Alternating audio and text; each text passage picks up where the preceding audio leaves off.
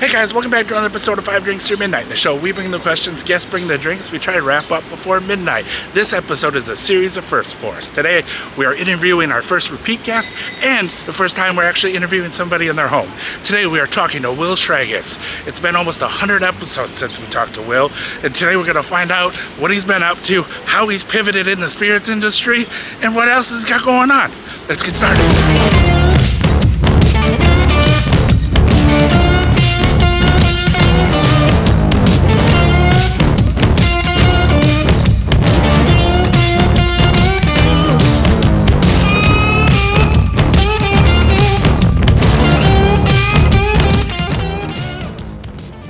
So much for joining me. 5 drinks or midnight, 5 drinks, midnight, whatever comes first. How you doing today? I'm doing great. It's so beautiful out. It is. I've been looking forward to this for like months. I know, same. Like I'm so glad that we made it work. And yeah. and again, thank you for inviting us into your home. So this is a first for us. So like we're doing a home interview. Oh. So like it's welcome. I hope people see this and want to come to a dinner party. Yes. Yeah. Yes. Come hang out. I guess question one. What are we drinking first? Okay. Well, let's just get started since it's martini hour somewhere, everywhere. We're gonna start with something that really started as a passion project for me. Okay. And it has since become the most sort of commercial and asked for thing that we've released this year. It is Covale Tomato Water Gin. Okay. So it started as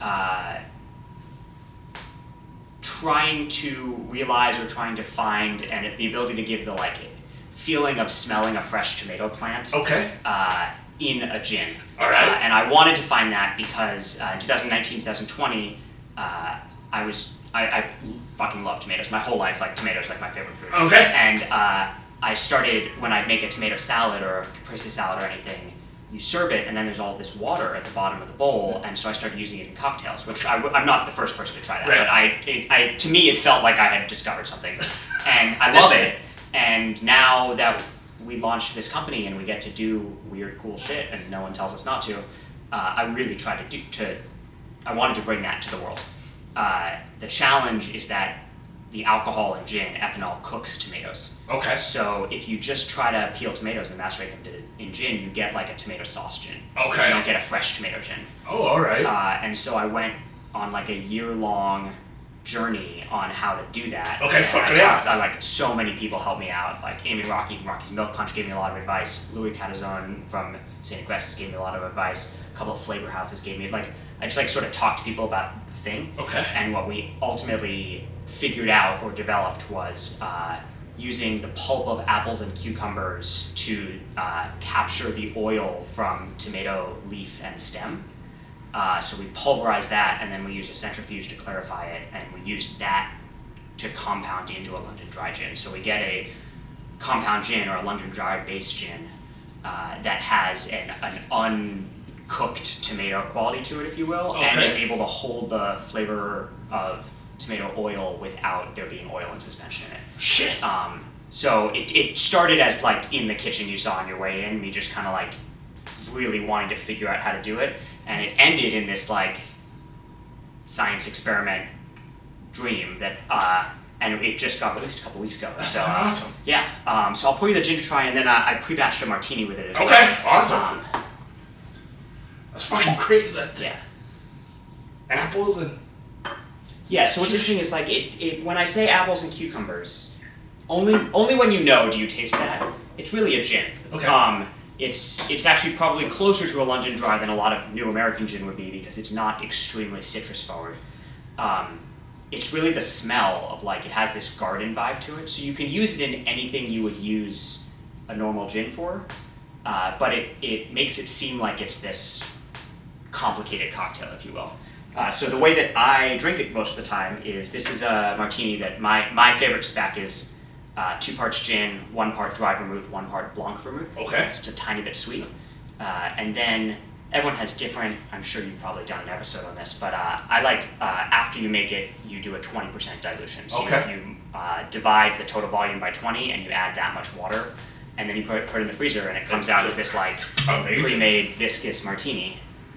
That's perfect.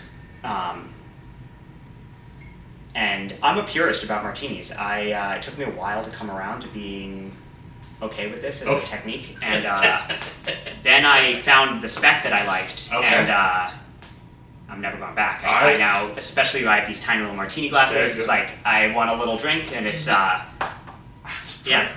All right. Well, cheers.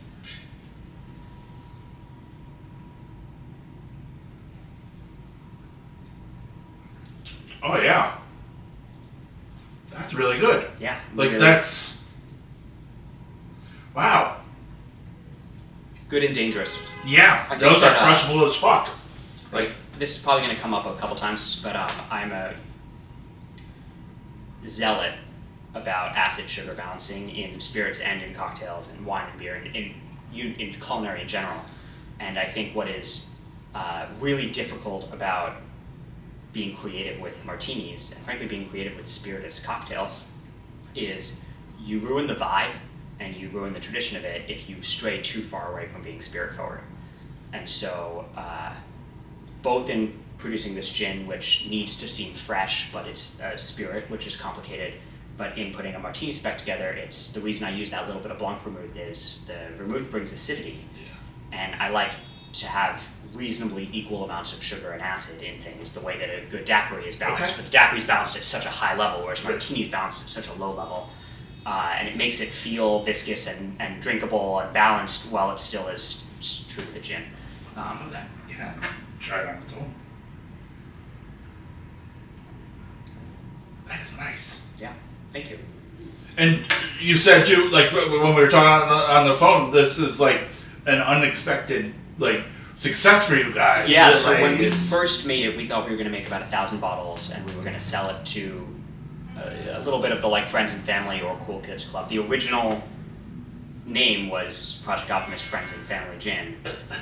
We were like, our coming out party is just going to be something that is so us that we don't have to worry about it. And everyone I said the phrase tomato water gin to was like, when that's ready, I would like to try it, please. And so just step by step, we were like, okay, well maybe instead of 1,000 bottles, we'll make 2,000 bottles just in case. And then when we developed the way of making it, though much more R&D and there's more players involved than we wanted, it also is scalable in a way that we didn't expect it to be, because I can only peel so many tomatoes, but I can ask a company to like centrifuge as much there you go. Macerated tomato, apple, cucumber as I want. And so we've just barely started the process of, if anyone who's in the industry or industry adjacent or just like really interested in it emails us, we want them to try it, and people just started like getting back to us, being like, well, I own this bar and whatever, if you're ever available in that state, I would love to buy some. And our response is like, thank you for being a friend. Are there any distributors that you think would be into this too? And it's been like a month and a year ahead of where we thought it would be at this point, because we thought we would be put in this obscurity closet, and instead we've been put in this like fresh new idea. That's awesome. Room, yeah. So it's been an extremely busy, extremely exciting week. And I'm so glad that like you get to try it. Yeah, no, it's so fucking good. Like it just, and too, it wasn't what I expected it to be. Like, so question one, this is our origin story, but since you are also our first guest to invite us into their home, but also my first repeat guest, we don't really need an origin story. Okay. So, what you been up to since the last time we talked? Yeah, I think it was like 3 years ago. Yeah. That we were together.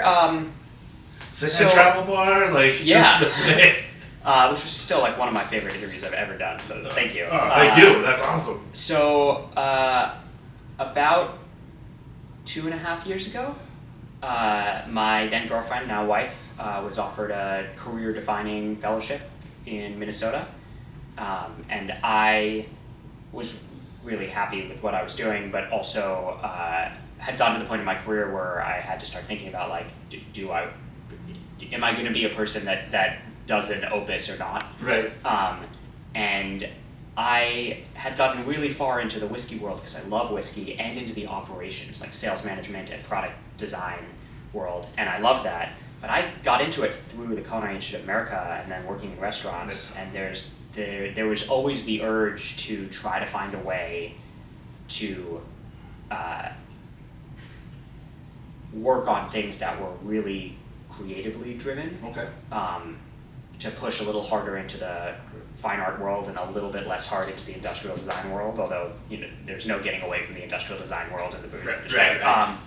And also the work that I enjoyed most for other companies that I worked for was the inception to 1,000 case work. It's the how do you design something in its entirety that is compelling to people and has delivers on both value and concise story that's new? How do you talk to people about things for the first time? How do you train or talk to a sales team? How do you reach out to you in a way that's respectful and say, I have something cool, do you want to talk about it?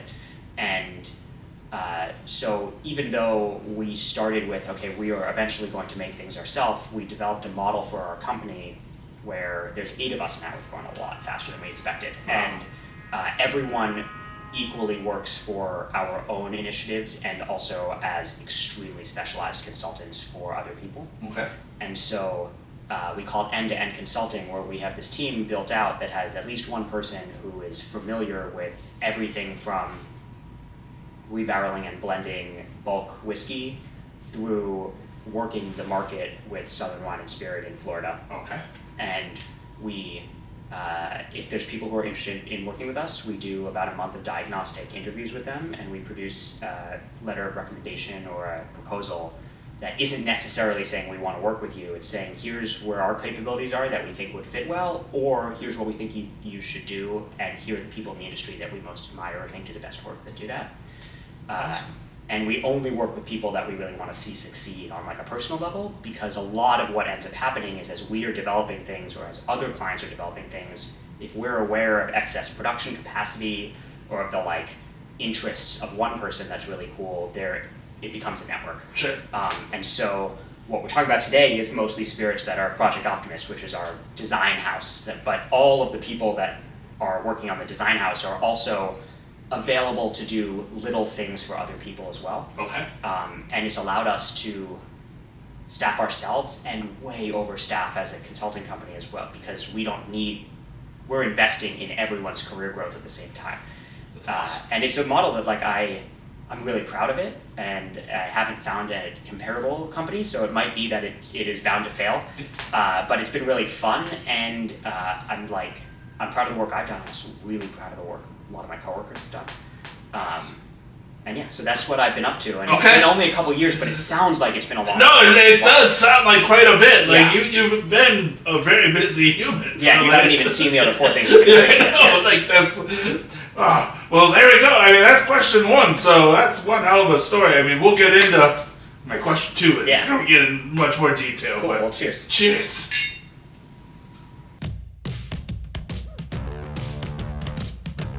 To drink to, what are we drinking? Cool. We are drinking Odes to Be exclusive release of Capriolis Gooseberry Eau de Vie from the 2022 vintage. Okay. So, as I said in the last little segment we filmed, our company is really trying to do stuff that people haven't done before, and we partner with a man who's known on the internet as Take, though some people know him as Jay West. He's a really amazing reviewer and just sort of facilitator of cool spirits, quietly and loudly for as long as I've been in the industry, really. And he and I have a shared love of eau de vie. Okay. For the same reasons, but also for a little bit different reasons, that he gets to try everything under the sun. He's one of the people at the level from a reviewing standpoint that just gets everything in the coolest way. He's so curious about stuff and open-minded about things. He's one of the people whose feedback I value most in the industry. And for me, from a distillation science standpoint, I love categories that have nothing to hide behind. Which is why I love simple beer. You've been out with me. Yeah. I say, well, I'll have a half pint of the simplest beer you have. Yeah. That's and I love austere white wine. Eau de vie to me, you only get one shot at because the fruit is only ripe once a year, and you can't rest it. There's almost no point where you can manipulate it besides being good at fermentation with intention and making extremely diligent cuts in distillation. And so when you see good eau de vie, it is someone who has been involved in the entire process. There's no way to outsource anything. So I absolutely fell in love with Barney Wilsack at Capriolis, but Jay and I had this conversation like a year and a half, 2 years ago about the eau de vie industry, and we were talking about bottles we had tried, and we're like, I bet the two of us buy as much eau de vie as anyone in the country. And that turned into this joke of like, how do we actually support the eau de vie industry? And so we created this club, Odes to Vie, that is a subscription club. You pay at the beginning of the year for the whole year, and we commission each quarter, so 4 for the year, unique runs of eau de vie, and we pay in advance because people join the club in advance, so that the distillers can commit to the fruit earlier, so the farmers can grow it for distillation instead of growing it for grocery. Gotcha. And so the entire cycle gets done with more intentionality. There's only 200 spots in the club. I think there's like 20 or something left. We will lose money on it every year. It is totally a passion project, but it fits into the Project Optimist realm because it's just something that no one else would do, and here we are to do it. I also want to give credit where credit is due. Barney is amazing, but we want to work with the best RV producers in the world. A lot of them have representation in America, and so PM Spirits imports and distributes Capriolis, and they were exceptionally easy to work with to get this into the country for ourselves too. And so this is a project, has our logo on it, but it's made by someone who's not our company. Gotcha. And it is represented by people that we admire and producers who are in such a huge way. And they all work to make it happen for us, and now we get to taste it, which is cool. That's awesome. Cheers. Cheers.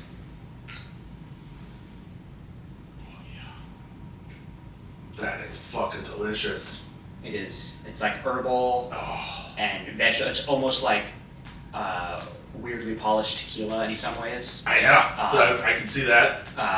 And yeah, it's almost a problem because there were only 200 bottles, and they are by no means cheap. They're the opposite of cheap.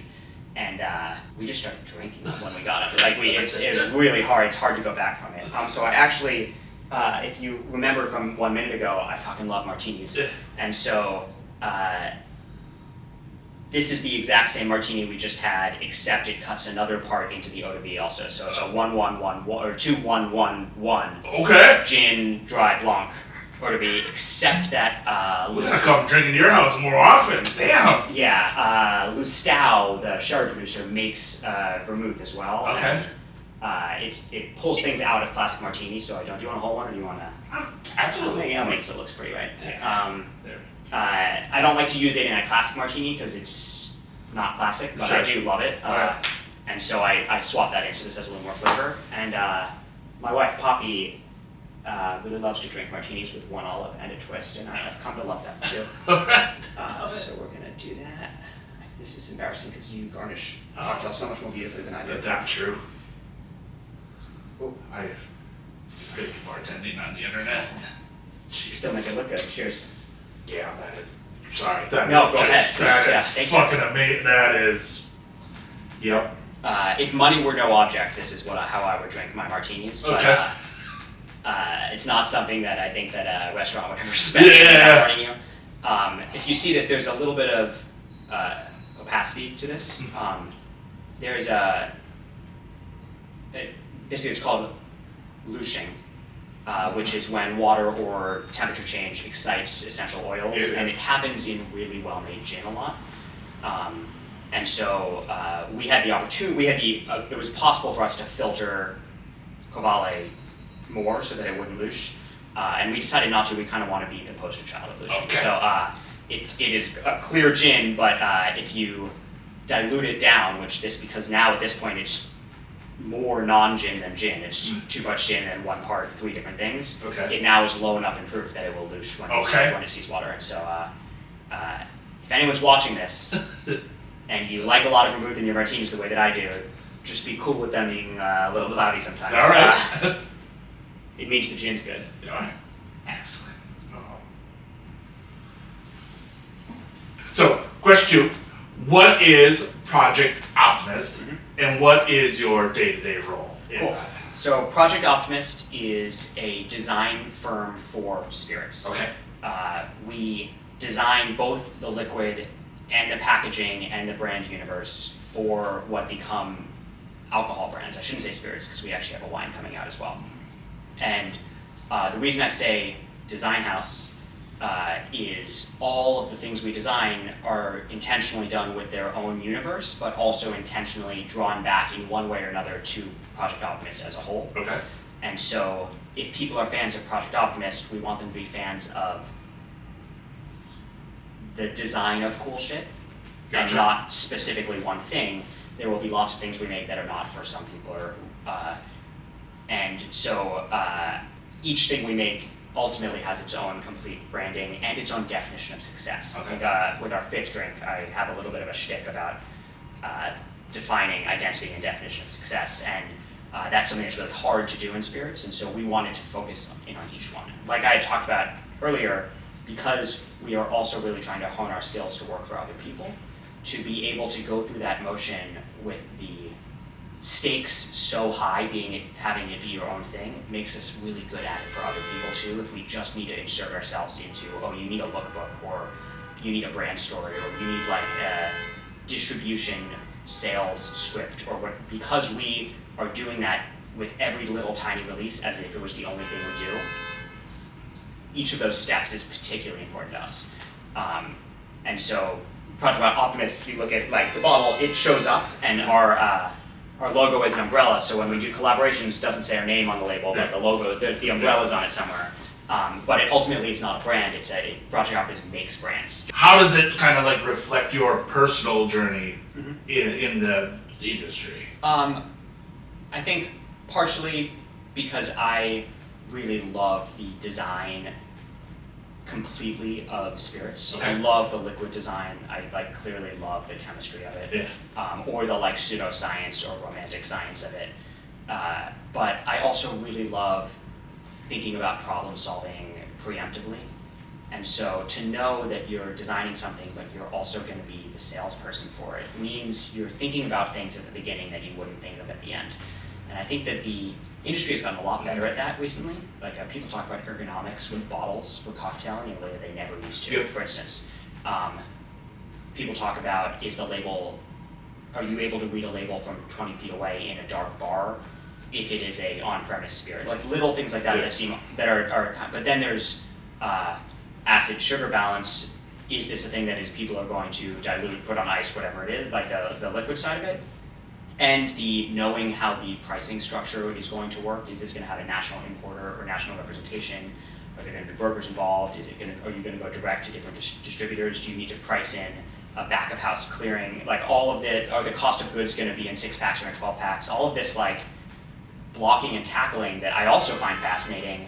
I really like being able to think about that when also you're thinking about like how do I capture a tomato plant in a bottle of gin? And so Project Optimist is this exploration, journey, hope that maybe I can just do that professionally. First of all, the word optimist like looks good on a bottle. We thought it was cool. Like a lot of designing your brand is, in a vacuum, can you say what you are? Right. But it also is this like, I got told a lot of times early in my career that you can't make a career out of just doing the weird or fun stuff. And I'm just really trying to do that now. And so far it's working. Awesome. Yeah. Like it just sounds very complex, but also very awesome. So like. I mean, it's sometimes awesome and sometimes not awesome. A good example would be last week I was in Albany, San Diego, LA, Dallas, and then back to New York between Monday and Friday. Fuck. Generally, it's not so much a day in the life, it's a month in the life. Okay. Because I try to do 2 weeks a month that I'm in Brooklyn, both just working from a desk or able to be in the market in New York and New Jersey as needed.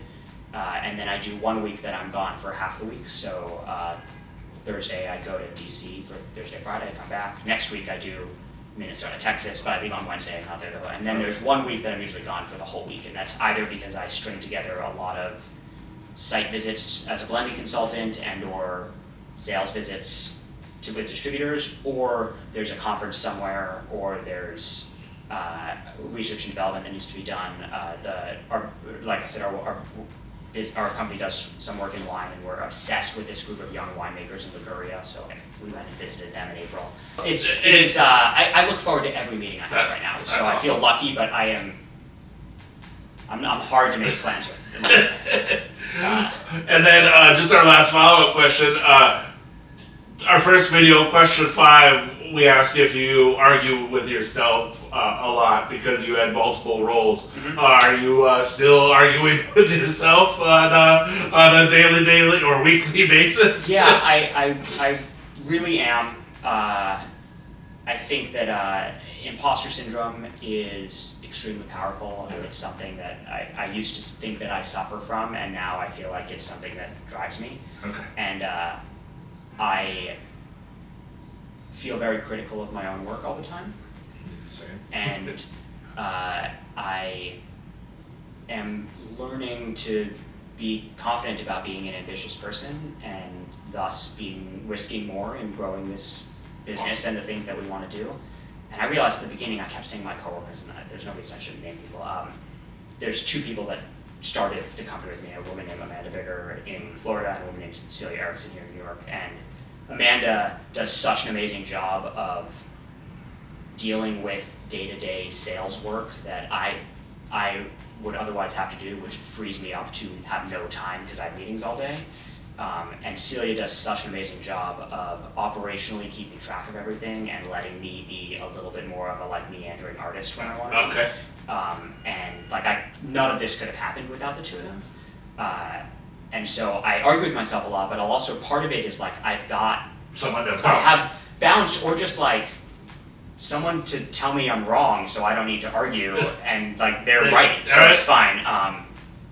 So yeah, fucking love it. It's a lot of hats, but now I'm just cool walking around. Yeah, no, that's fucking awesome. Yeah, you went from multiple hats, just one big one. One big stack of hats all the time. Yeah. That's fucking awesome. Well, there we go. That's drink 2, question 2. Cheers.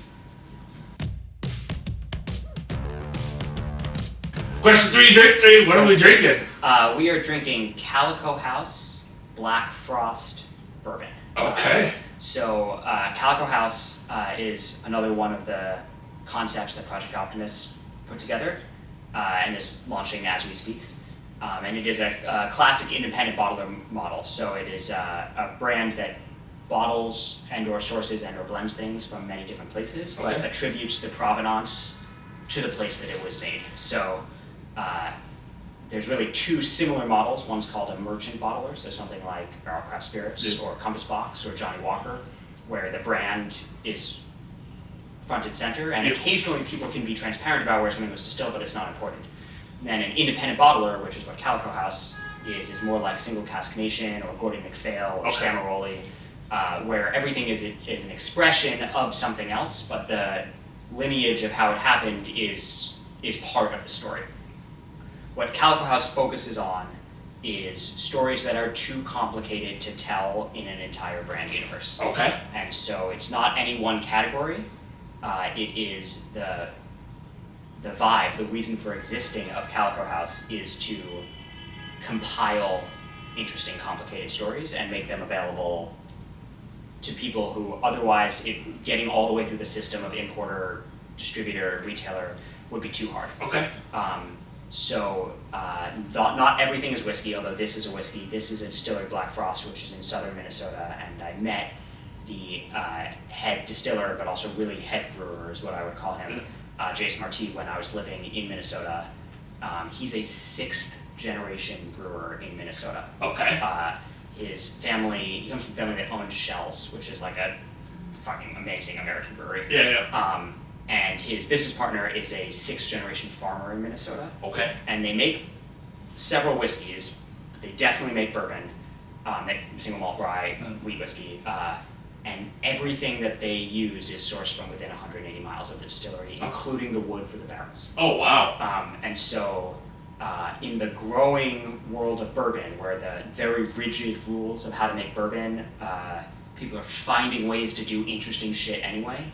They, to me, are the most dogmatically terroir-driven and thus really interesting expression of bourbon distillery that I have seen, especially because they invest in doing a lot of stuff the hard, right way. They use 53-gallon barrels. They do a 7-day open-top fermentation on their mashes, that's like Jamaican rum style of fermentation. I've never seen a bourbon distillery doing that before.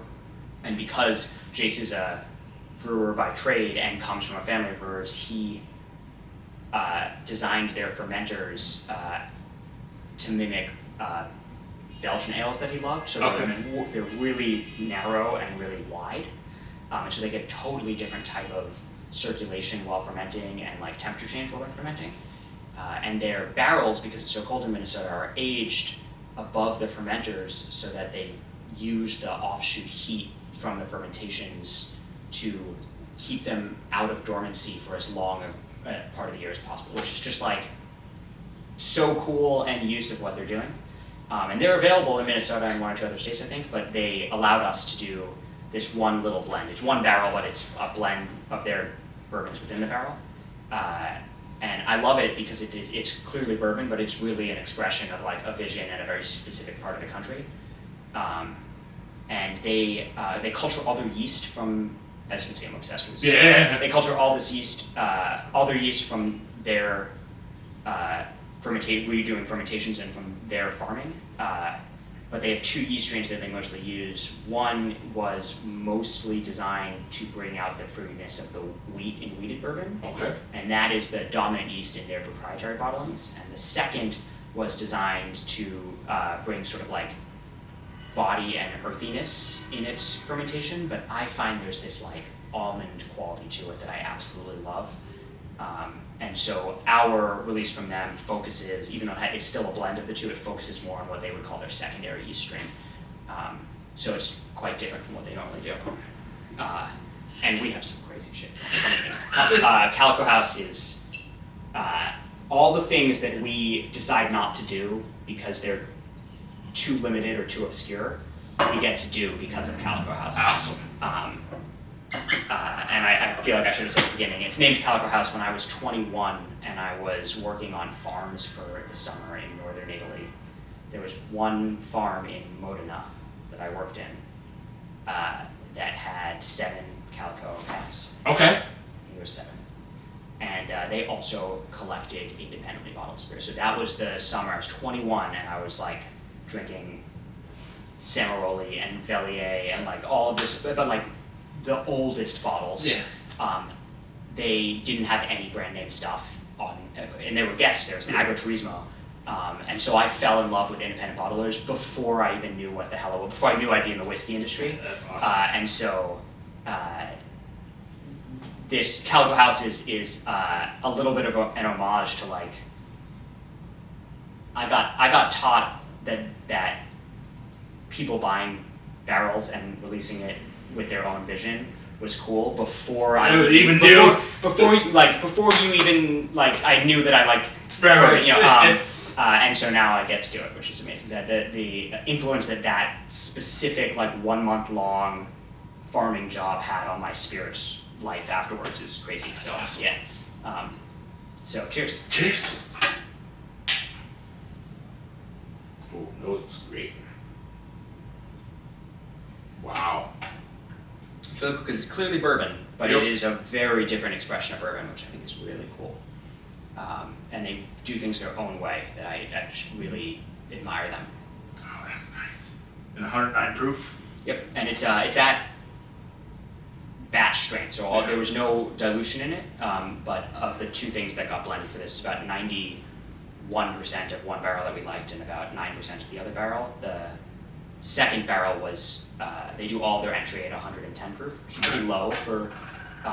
But the second barrel had lost a lot of proof, and so we used it partially because we liked the flavor, but also because it allowed us to bring the proof down to where we thought it was more in balance. So there's no water that didn't see wood, all like it. Okay. But we did use a lower proof bourbon to dilute down to 109. And then what cocktail did you make this? So yeah, I promise this is the last cocktail. Oh, no, it's... I didn't want to give the impression that cocktailing is only for white spirits. So this is an old fashioned, but using some stuff that I wanted to use this platform to be able to talk about. So it is the Calico House wheated blended bourbon, but then it has like cane syrup. So the type of syrup that comes from fresh sugar cane juice. As I think we talked about in the last time I interviewed, I worked for Clement Rum Jam at one point, and I really fell in love with fresh cane syrup as this way of bringing simple syrup, but also bringing like a vegetal and freshness. It doesn't work with every whiskey, but it really works with this, I think, because the Minnesota oak has this very like live wet wood flavor to it, and so to try to bring that out more, I used celery bitter, the celery bitters in it instead of normal bitters, and celery bitters are like a cheat code to cocktails because they're the same price, and you can find them in liquor stores, and they make everything taste good. They don't taste like celery; they taste like good. Absolutely. So I use that, and then because I'm so obsessed with acid sugar balancing, I've had old fashions as part of my career for so long because I worked for a whiskey company. But there's not an ingredient in old fashions that have acidity unless you're using a ton of orange and or sherry, which is kind of out of fashion. And so there's a little bit of Pinot de Charente Rouge in this. So Pinot de Charente is vin de liqueur, so it's they take the grapes that would be used to make cognac, but instead of making them into wine first to make cognac, they stabilize them as grape juice with cognac. Gotcha. And so that has a lot of vibrant malic acid, because grapes have a lot of malic acid, and malic acid is an amazing ingredient in cocktails. Like it's the acidity that's in apples, and it's like non-citric acidity, and so there's not really enough to taste the Pinot de Charente, but the Pinot de Charente as a carrier of acid into the drink makes it a brighter cocktail to make. Very nice. Cheers. Glassware's fucking amazing too. Like very thin Japanese little style glasses. Look at you. I only have two, and I hope I still have two at the end of the day, because if you look at them wrong, they break. But yeah. Wow. The celery bitter is just fucking complemented so well. Like that is so damn nice. If you haven't noticed, my cocktail philosophy is I like buying ingredients that stay good. Yeah. And I like making things that are easy to make out of weird ingredients. So like this is like, all of this is stable. You could make 5 gallons of it and drink it for years and it would be fine, but it is still weird. And that's, that's so damn good. So you kind of talked a little bit about your history throughout. You've had multiple roles. Mm-hmm. So for question 3, how has those multiple like chapters of your life like defined or outlined your perspective on the industry itself? That's a great question. I want to resist the urge to just say what I want to say and actually answer the question. Well, don't hold back. I mean, it is question 3. It is our talking shit segment. So no, I want to do the opposite. I have been so amazingly lucky to not only work for companies that do cool things, but to work for people that identified me as being trustworthy and creative, and giving me a lot of room to do what they asked me to do. And because of that, I've gotten to experience so many different little niches of the beverage space, for lack of a better term. And so I think about when I worked in retail and auction, I was brought in mostly to be coordinating purchase orders and or selling on the floor in a large retail. But it was the moment that Pappy and Macallan Fine and Rare and all these like really collectible superheroes started becoming imported to auction, and so I got to like see all of these beautiful things and see how deep the knowledge at the consumer level was from a like serious hobby interest level. And that was early in my career, and that made me appreciate that in categories that weren't necessarily there yet. So when I worked in the rum world, especially for what is now called Spirit Bomb, with Agricole, the like deep knowledge base of both the rum collecting community and the tiki community in America is something that I think a lot of people don't like. That is a hobby in such a beautiful way, and I got to, from that job, I feel like I learned about launching cocktail ingredients as liquors, but also I learned about like there are groups of people who appreciate cool things that don't make themselves easy to find. They're not hiding, but it's about their own interests. Right. And involving yourself in those groups is helpful if you're in charge of sales, but what it's really helpful for is learning what is interesting to people who know a lot about it. And so I feel like I try to do as much tasting and listening with collectors as I do with production, because I want the perspective of people that get to try everything, or make it their business to try everything, especially if they don't make it their business to talk about it publicly. And then when Joe hired me at Barrell Craft Spirits, I was the first employee, and so that company went from no one's heard of it to a really serious household independent name. while I was there. And so there were so many moments where Joe could have kept me in a box, and he didn't. I ended up getting to do a lot of jobs and ended up getting to have an opinion on a lot of things. And because of that, I feel like now, both as a consultant and as like a very niche brand operator, I've been in the room for a lot of conversations. And I feel like I have gotten exposed to both the like very non-rational way that the liquor industry works, and been able to succeed or fail in an attempt for something. Right. And it has made me more confident in what I'm doing now, but also really shaped my vision for how a company should operate. And I just feel like, I feel so grateful for like that line of people that sort of like plucked me out of like, well, this kid seems smart. Yeah. And now I have to live up to it myself. It's a little different when it's just me, but this is no shit talking at all. It's like I'm here because a lot of people was really, really good to me for the last 10 years or so. No, and again, we don't even mean shit talking as like a negative. Like it's just. Oh, and also, like, you know me, I love to talk shit, but like I'm not going to do it on camera. And usually, what makes me talk shit about someone is if they're treating their employees badly, or if they're being disingenuous. And like this is, I didn't mean it as a negative. Totally, no. I'm just saying. I'm going to look at the camera. Anyone wants to talk shit, just find me at a bar.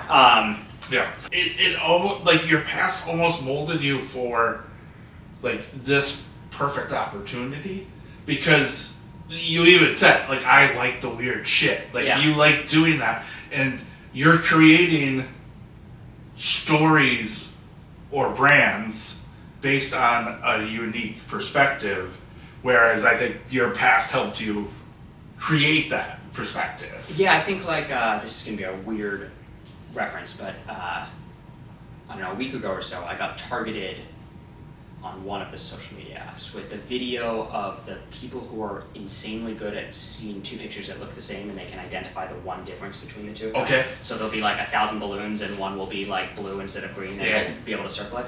And I had this thought of like, first of all, no matter how much slow-mo I put this in, I can't do this.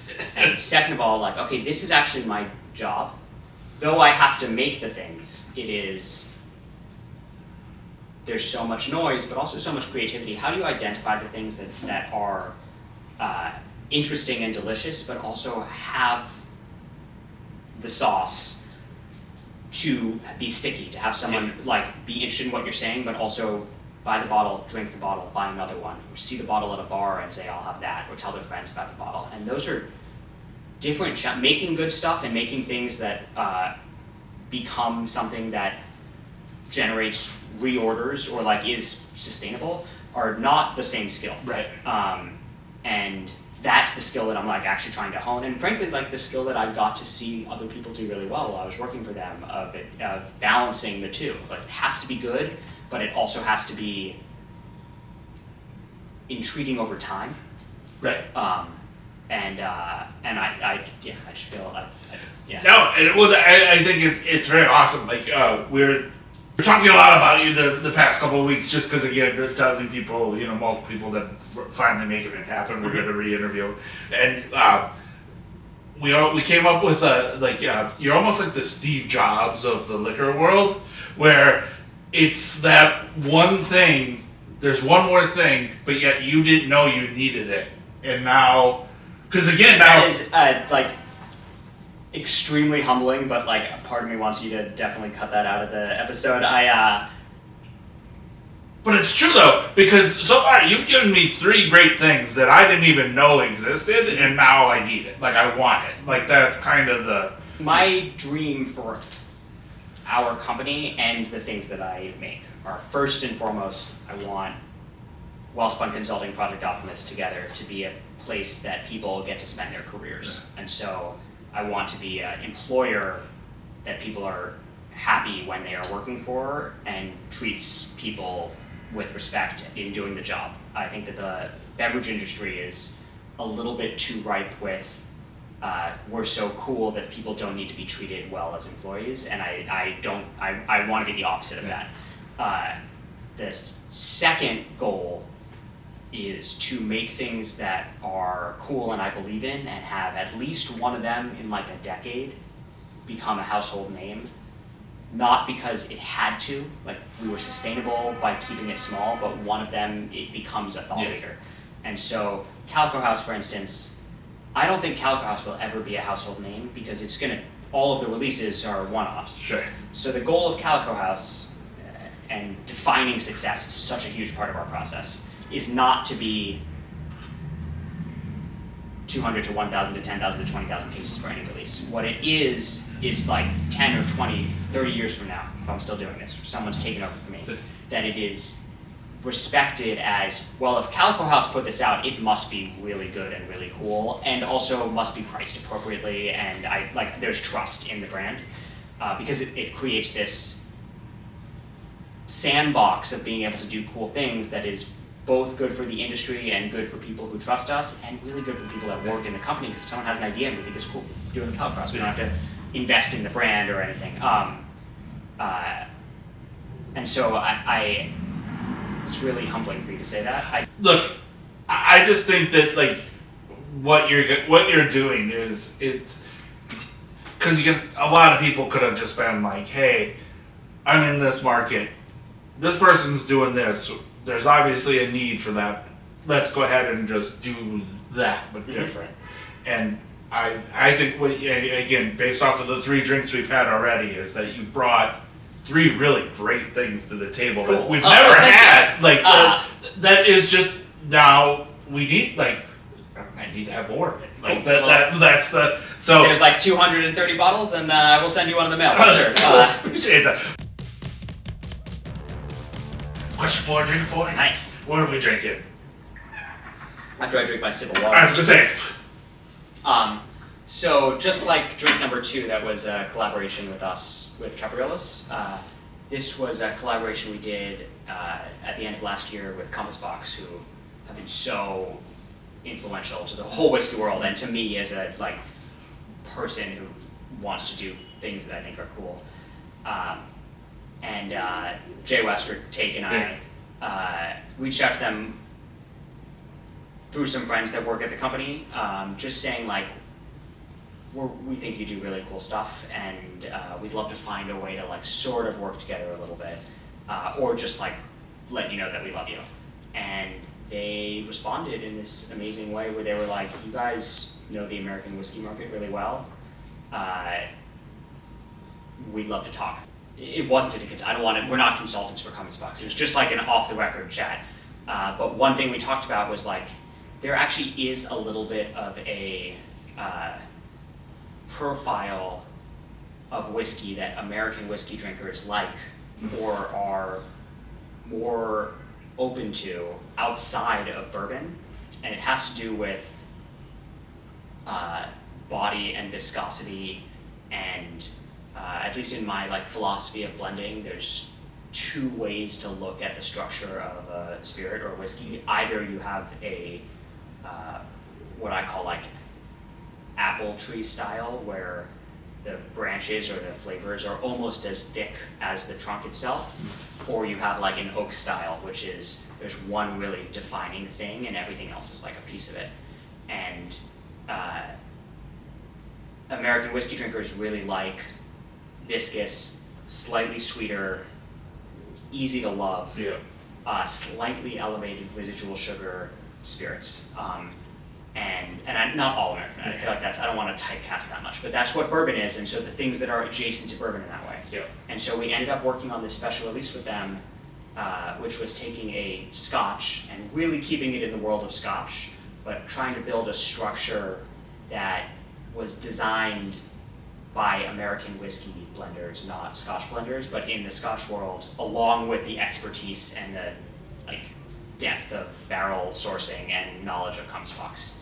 And so the two distilleries we focused on are Linkwood and Clynelish. Linkwood, because Linkwood has such a heavy distillate that it allowed us a base or a trunk to build Scotch flavors onto that still would read as a mouthfeel more in the American whiskey realm. Sure, and sure. though Linkwood does some peated expressions, most is not peated, and there's no peat in this. And Clynelish, because first of all, Jay was on record giving a perfect score to a Clynelish release. It's like one of two whiskeys he's ever given a perfect score to.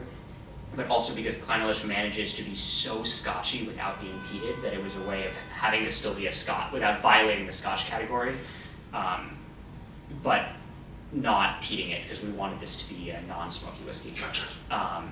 And I learned so much from them in the 2 days that we were blending, but also I'm so proud of it and I had never been able to work in a blending room in Scotch before. So this is a couple of expressions of Clynelish, one large lot of Linkwood, a little bit of much older single malt. There's up to 25-year-old single malt in this, and then Spice Tree, which is one of their core items. They had a remnant that had been overaged of Spice Tree that we used in this. So there's still the DNA of classic Compass Box in it too. I should say also, because I talk about Linkwood a lot, Linkwood is one of the unsung heroes of the whiskey world. Asila from Compass Box was based on Linkwood, but Johnny Walker Green is based on Linkwood. Okay. I don't think that's part of the branding, Gotcha. and I don't know if that's actually true, but I have been told that Okay. it's true. So and please don't sue me, Diageo. They won't sue you, they'll sue me. So. Yeah. So this was a limited run. There were I think a little under 1,000 bottles of it. There's still a little bit available, but wanted you to try it. I think we tasted this once a couple months ago, didn't we? I can't remember. Did you bring that? I might have brought it to Grand Army, right? Yeah, I think, yeah. But now we get to try it out of a really fancy glass. Cheers. And I wanted to taste this partially because I'm really proud of it, and it will never happen again. So, That is. but also that I want to make sure, because a lot of the questions about what our company is doing, we care equally about our own things, our consulting, and our collaborations. They're all things that we really want to dedicate ourselves to. So I wanted to make sure if we're drinking 5 drinks that 2 of them are collaborations. Yeah. Oh, this is wonderful. Yeah, because I think you brought a non-label to the Grand Army, and that was. Oh, that is. Grand Army, by the way, best raw bar in Brooklyn. Just saying. Yeah. Staring at the camera for that one too. But all right, so question 4. It's my favorite question that I got asked this, and now I like to ask my guest this one. Okay. So, what kind of legacy are you looking to leave behind, both personal and with Project Optimist? Oh, okay. Yikes. It's a big one. With Project Optimist, I was given the advice from a person I trust very dearly and who's not in the industry but launched a really wonderful company, that you pick company pillars and you stick to them. And the 2 main pillars to me are it's going to be a place that people can spend their careers and be happy, and it's going to be a place that fosters interesting creative things without needing one of them to break through, but in the hope that one of them does. Yeah. And the legacy of one of them breaking through or the legacy of proving that model are both really important to me. Okay. And I think that model has been proven by some companies, but mostly in a being able to stay local or being able to have one item that has sustainability. Gotcha. And so being an incubator that is not speculative, that is a real business, would be a really amazing legacy for me.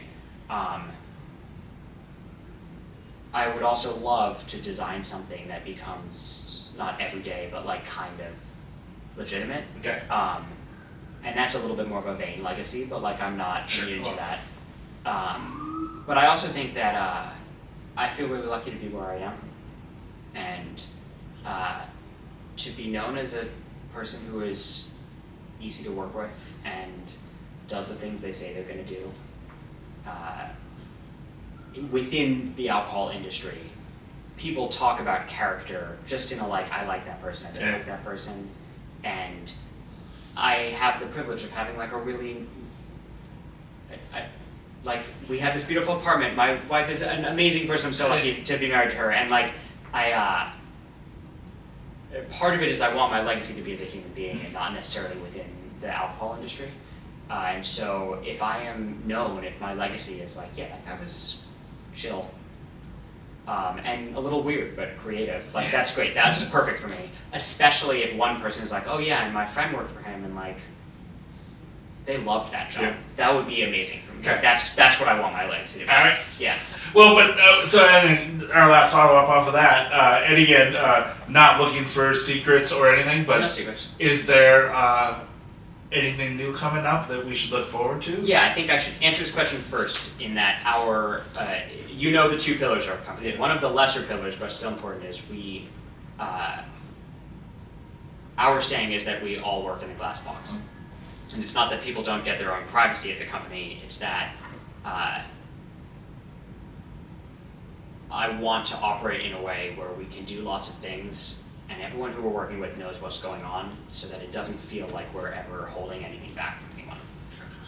So we obviously offer to sign and often sign non-disclosures on the consulting side, Sure. and occasionally on the production side there's people that are doing things for us that don't want people to know that their contract is still Sure. or whatever, and so we obviously don't tell people. But from a what we're working on standpoint, I'll talk about anything right now. So I am really fascinated by the low ABV world right now. Okay. And I think that what the low ABV world is missing is a good way of telling the story of this can be a base spirit without being 40% alcohol. Okay. And so that is really hard because carrying the identity of a cocktail without the pungency of 40% alcohol or a lot of sugar or a lot of acid is tough. And if it's with a lot of acid, you become just a juice. And if it's with a lot of sugar, you become a liqueur. Yeah. So much like my year-long mission to find tomato plants Yeah, in right. a gin, I am working on how do I have something that has the assertiveness of a spirit without not being non-alc, but being lower ABV. And that is going to take some time, but it's interesting work. And we are working with a partner of ours that they're a consulting client, but they do some work. They're really a partner. Like we work with them in so many ways. And the American single malt category is getting more and more mature, and they own a lot of barrels of double-digit aged American single malt. And so working on defining both the brand universe and also the blending universe of a flavor profile for a 10-year-old American single malt that can really have an identity. I'm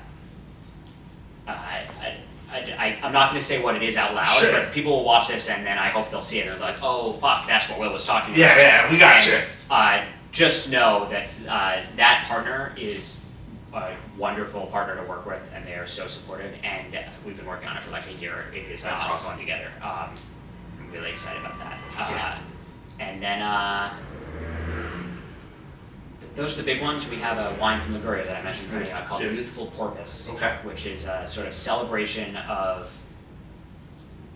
we all feel like babies in the industry, but we're not anymore. And we get to do what we want. We picked a wine category that's so easy to love from a taste perspective, but is not treated as a simple wine. And so it's a like Ligurian Vermentino that could have a very complicated DOC label on it, but instead it's like an extremely adorable aquatic mammal, and it's called Youthful Porpoise, and that'll be coming out in the next couple weeks. Yeah. Awesome. Yeah. Well, there we go. That's question 4. Cool. Cheers. Cheers.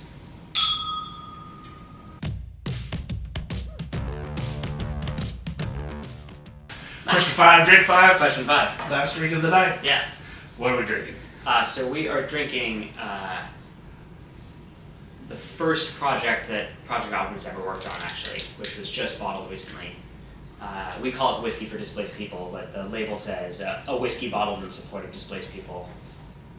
This was a project that we started as a thought experiment, but it was so helpful to us and something that we started to care so deeply about that we decided to bring the thought experiment all the way through to the end. The concept is that the hardest part of designing a brand is having a real reason for existing. And there are certain reasons for existing that exist in the alcohol world that people have, and that's an amazing asset. Things like, I did this and my parent did this and their parent did this and their parent did it, so I do it. Or I'm an eccentric individual and I would literally die if I didn't do this thing. Or I discovered a thing that is less expensive than all of its competitors, or I discovered a thing that's better than all of it. Those are all good reasons for existing. But where a lot of brands get lost is when the brand story gets so complicated that it leaves the room for consciously or subconsciously someone to think, what's the purpose of this? So we decided, instead of starting with liquid or starting with art or starting with name or starting with idea, we would start with purpose, and then we would design everything else in the wake of that. All right. And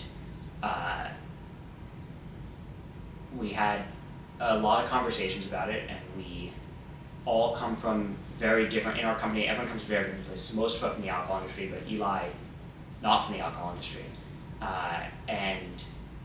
What we decided, though not everyone, this is a me thing, so I want to take ownership of, like, if anyone has a problem with it, it's with me, not with the rest of the company.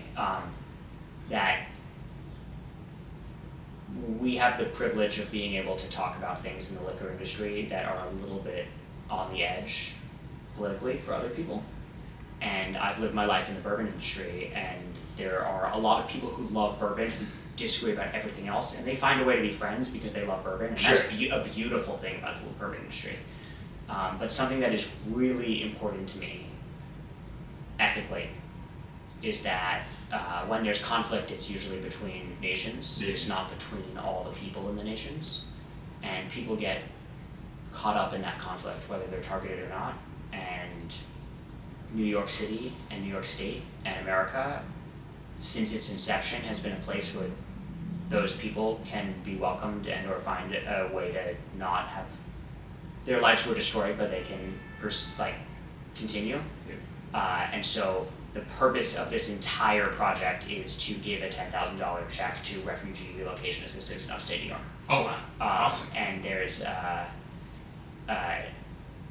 organization there called Journey's End that does really amazing work, and we don't want to tie them to this brand, and we don't want to tie our giving to them to any one activity. We want to quietly give them a $10,000 check and walk away and not ask any questions about how they use it, because we trust them. And so we designed both the sales strategy and the branding strategy and everything in the wake of that, which was, in order to generate that, it's the first $10,000 of revenue. It's not $10,000 at the end of the year. And so it needs to be something that has sales early on in its life and not later.